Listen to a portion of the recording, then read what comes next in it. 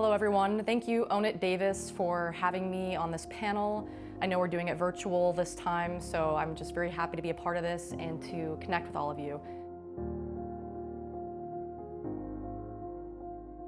So a little bit about me. I'm a social entrepreneur, documentary filmmaker, and public speaker working in the mental health, behavioral health space, as well as LGBTQ and social impact.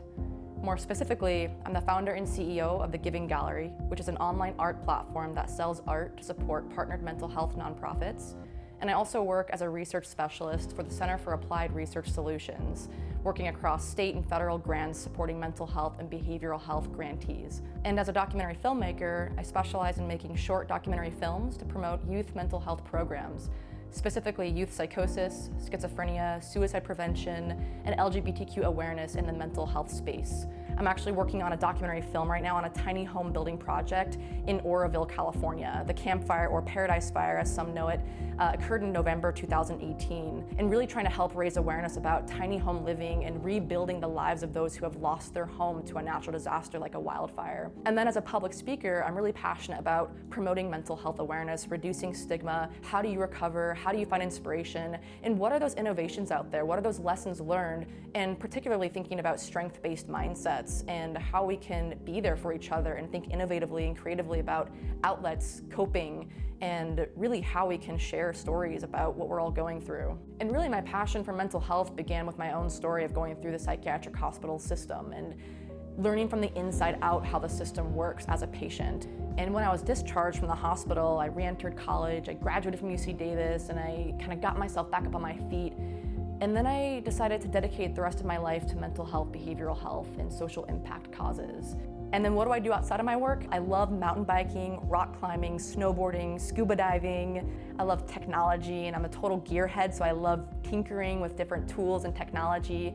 And then I'll also add that outside of work, I love to hang out with my family. I was raised in quite an entrepreneurial environment, so my parents would always encourage us siblings to think about how our emotions and our passions drive our interests and drive our lifestyle, and how can you build a career pivoting around that passion. So my younger brother works in Homeland Security and criminal justice. My older sister works in tech education, and my mom and dad are entrepreneurs working around the world with clients on diversity, leadership, customer service. They both have a background in Disney. And then the question of how I pick myself up if I feel lost or challenged, I find solace and I find peace and clarity in nature and adventure and extreme sports.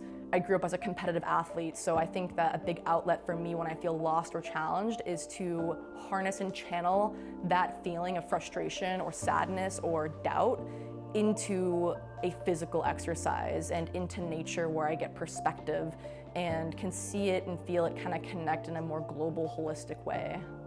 And then in terms of what are the most influential lessons I've learned in the process of becoming a CEO or a business owner or a leader, I would say it's really two things. It's one, learning how to ask for help.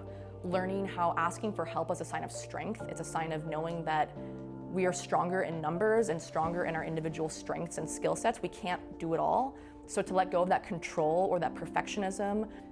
The second would be investing in yourself as much as the thing that you're building. So self-care, self-love, mental health, and really walking the talk in that regard, because I work in mental health, and sometimes I don't always take care of my own mental health. And then I feel that in my projects. I either feel burnt out, I feel lost, I feel doubt, I feel maybe just stuck, like that writer's block feeling.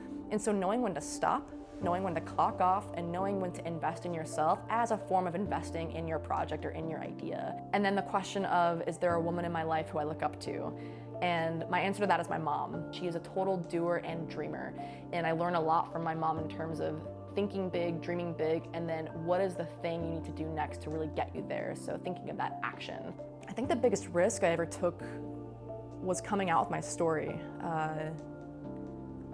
Going through psychiatric hospitalization, coming out as gay, and exploring the relationship between those two.